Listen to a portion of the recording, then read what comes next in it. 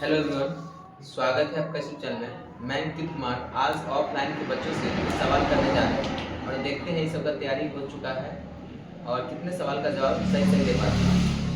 और आज 2026 बोर्ड में ये सब 10th में है और 2026 में एग्ज़ाम देने वाली है और एक का नाम है रिंकी और एक का नाम है अर्चना। स्टार्ट करते हैं। तो तुम लोग बताना, जितना क्वेश्चन हम पूछेंगे सबका जवाब देना। ऑप्शन भी मिलेगा तुम लोग को। पहला क्वेश्चन है कि ग्रहणी भाग है छोटी आंत तक। किसका है ग्रहणी भाग? छोटी आंत तक। अगला सवाल का जवाब देना। बताओ कि रक्त में उपस्थित प्लेटलेट्स के कारण होता है क्या होता है? रक्त में थक्का होता है। क्या होता है? रक्त में थक्का। इनमें कौन प्रकाश संश्लेषी अंगक है? हरित लवक। प्रकाश संश्लेषी क्या होता है? हरित लवक। कौन सी क्रिया जीवों के लिए अनिवार्य है? ऑप्शन सुन लो। हाँ, श्वसन। क्या है इसका आंसर? श्वसन है। कोशिका झिल्ली किस प्रकार की झिल्ली है? अर्धपराग। बिल्कुल सही जवाब है। अगला सवाल है इष्ट किस वर्ग का एक कोशिकीय जीव है? कवक का। बिल्कुल सही जवाब है। अगला सवाल तुम लोग बताओ कि दही जमने में निम्नलिखित में कौन सी क्रिया होती है? किण्वन होती है। कौन सी क्रिया है? किण्वन। अगला सवाल है तुम लोग बताओ। अगला सवाल, आहार नाल का सबसे लंबा भाग क्या है? छोटी आंत की लंबाई कितनी होती है? 6 से 8 मीटर होती है। और अगर ये पूछे तुम लोग से कि जो हमारा आहार नाल का सबसे पहला भाग क्या होता है? मुगुहा होता है। क्या होता है? मुगुहा। भोजन पचना कहाँ से शुरुआत होता है? मुगुहा से ही शुरुआत हो जाता है। अगला सवाल है हृदय में कितने वेसम होते हैं? 4। कौन कौन होता है? और हम लोग बताओ कि रक्त दाब मापने वाला यंत्र का नाम क्या है? जो इससे हम रक्त दाब मापते हैं उसका नाम क्या है? ऑप्शन ए बैरोमीटर है, मैनोमीटर है या स्फाइगोमीटर है। इनमें से कोई नहीं है। बताओ। हाँ, स्फाइगोनोमैनोमीटर होगा। क्या होगा इसका आंसर? हाँ, बताओ। रक्तचाप का जो होता है, हमारा रक्तचाप मनुष्य का कितना होता है? लगभग 120 से 80 mm। 120/80 mm होता है। क्या होता है? 120/80 mm होता है। तुम लोग ये बताओ कि जो स्लाइड को सर्वप्रथम कंपाउंड माइक्रोस्कोप से देखा जाता है कितना गुना पे? 10 गुना। किन चट्टा का श्वसन होता है? ऑप्शन ए ट्रैकिया होता है। क्या होता है? ट्रैकिया होता है। बिल्कुल सही जवाब है। हम लोग अगले सवाल की तरफ बढ़ते हैं। अगला सवाल है कि अम्ल स्वाद में कैसा होता है? खट्टा होता है। बताइए आप लोग कि उपज के उपचार के लिए निम्न में से कौन सा औषधि का उपयोग करते हैं? ऑप्शन ए एंटीबायोटिक का या एनालॉजिक का या एंटासिड का या एंटासिड का। किसका क्या आता है? एंटासिड का। अगला सवाल है किसी भी उदासीन पीएच का पीएच मान कितना होता है? 7 होता है। अगर आपसे पूछे कि उदासीन पीएच स्केल में 0 से 7 तक क्या होता है? अम्ल होता है। और 7 क्या होता है? उदासीन। और बताइए 7 से 14 क्या होता है? क्षारीय होता है। अगला सवाल है कि हमारे शरीर में पीएच मान कितने परास के बीच कार्य करता है? ऑप्शन ए 6.0 से 6.8 तक या 7.0 से 7.8 तक। 7.0 से 7.8 तक। आप लोग बताइए बेकिंग पाउडर का अनुसूत्र क्या होता है? बेकिंग पाउडर का खाने का सोडा बोलते हैं। ऑप्शन ए Na2CO3 होगा या CaCO3 होगा या NaHCO3 होगा या NaNO3 होगा। NaHCO3 होगा। चलो अगला सवाल का जवाब तुम लोग दो कि बताइए निम्न में से कौन सा विजातीय यौगिक है? खड़िया।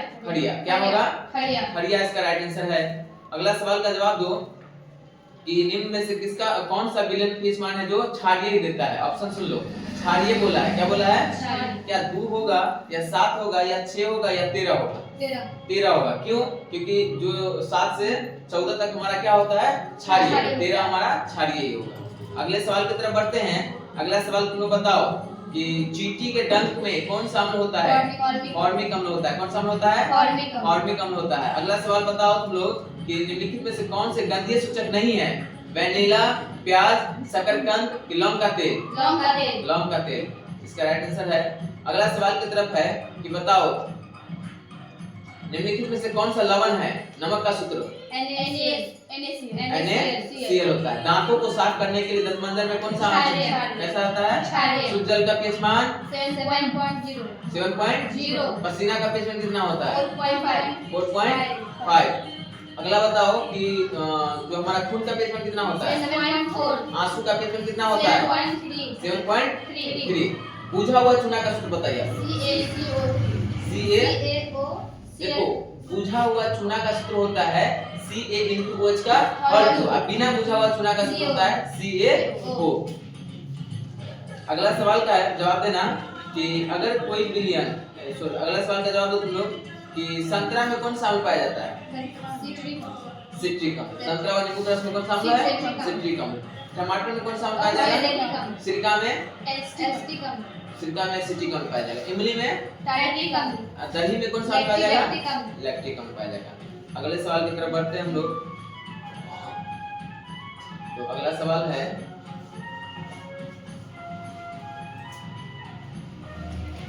सबसे चमकीला धातु कौन होता है? हीरा। कौन सा है जो कमरे के ताप पे कौन सा धातु है जो कमरे के ताप पे द्रव होता है? पारा। अगर धातु बोलेंगे तो ब्रोमीन बताना है आपको। क्या है? ब्रोमीन। ऑप्शन बताते हैं, बताइए इसमें से कौन सा अधातु है? अधातु पूछा है। अधातु धातु का होता है जिसमें यम लगा हो धातु होगा। तो बताइए सोडियम होगा, मैग्नीशियम होगा या कैल्शियम होगा या कार्बन होगा? कार्बन। सही जवाब है इसका क्या होगा? कार्बन होगा। अगला सवाल है खाद्य पदार्थ के डिब्बों पर जिंक की बजाय टिन का लेप होता है क्योंकि अधिक अभिक्रियाशील होता है। कौन सा विद्युत दंड सर्वोत्तम सुचालक होता है? बिजली का सबसे अच्छा चालक कौन सा है? चांदी। उसका संकेत क्या होता है? Cu। उसका परमाणु संकेत कितना होता है? 79 होता है। 79 होता है कि 47 होता है? 47 होता है। अगला सवाल बताइए पित्तल क्या है? धातु है, मिश्र धातु है। क्या है? अच्छा पित्तल किसका मिश्र धातु है? तांबा और जिंक का। ठीक बताया था आप लोगों को पित्तल पिताजी। क्या बताए थे? क्योंकि पी से पित्तल हो गया और ता से तांबा और जैसे जिंक हो गया। अगला सवाल है कि शुद्ध सोना कितने कैरेट का होता है और 1 ग्राम सोना में कितना लंबा तार हो सकता है? कौन सा धातु कमरे के ताप पे द्रव अवस्था में होता है? कौन सा धातु बोलेंगे तो ब्रोमीन बोलिएगा। सही है। सीसा और टिन का मिश्र धातु है। ऑप्शन ए सीसा और सोल्डर। क्या है? सही जवाब है। किस धातु को चाकू से आसानी से काट सकते हैं? सोडियम। अगला सवाल है कार्बन है धातु अधातु धातु। क्या है कार्बन? अधातु है। सिलिका क्या है? सिलिका धातु है क्या धातु धातु है? धातु है। अगला सवाल की तरफ बढ़ते हैं। अगला सवाल है कि बताइए अयस्क से चुंबकीय अशुद्धियों को दूर करने की विधि जो प्रयुक्त होती है उसे कौन सा विधि होती है? ऑप्शन ए है हाथ से छूने की विधि या दूर है गुरुत्वाकर्षण या फेन प्लवन विधि या चुंबकीय पृथक्करण विधि। क्या होगा? नहीं, इसका राइट आंसर है चुंबकीय पृथक्करण विधि। क्या है?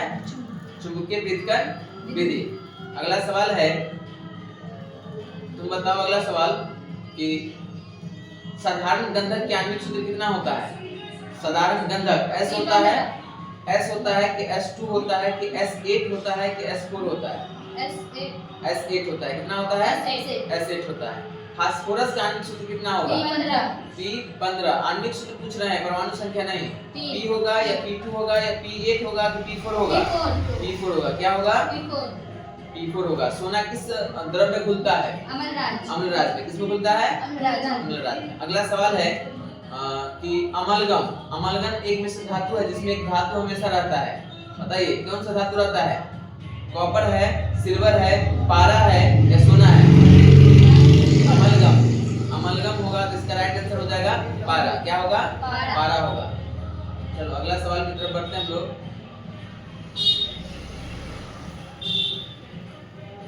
अगला सवाल है फल पकाने वाला हार्मोन का नाम बताइए। एथिलीन होता है।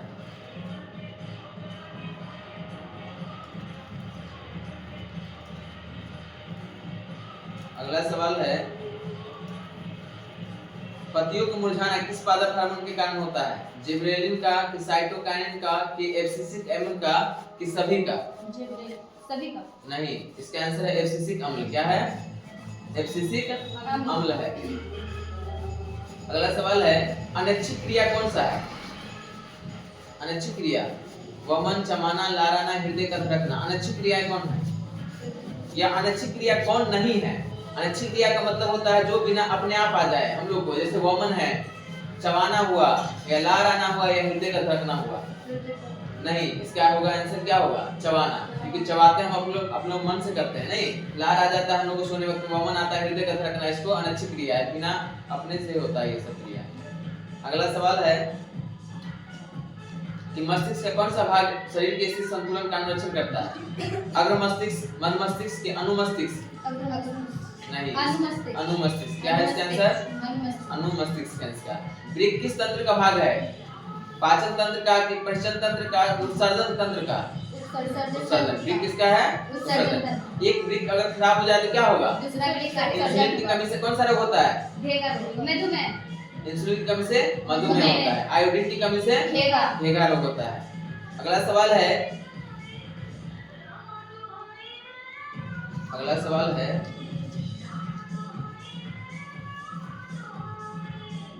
एक आहार श्रृंखला में शाकाहारी से निर्माण होता है।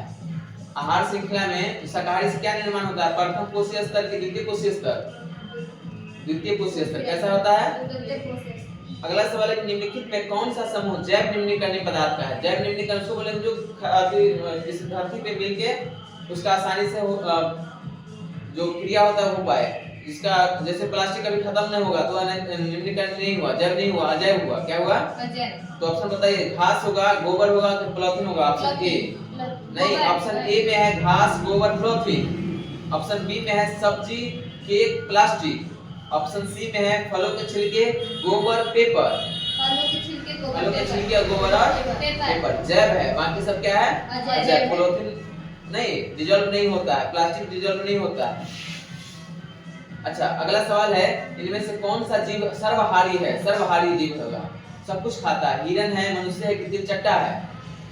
बताओ। तिलचट्टा। इसका राइट आंसर क्या हो जाएगा? तिलचट्टा हो जाएगा। सूक्ष्म उपभोक्ता जीव कहलाते हैं जीवाणु, कवक, ए और बी दोनों। आहार से इनमें से कौन सा वन आहार श्रृंखला बनाता है? बताओ।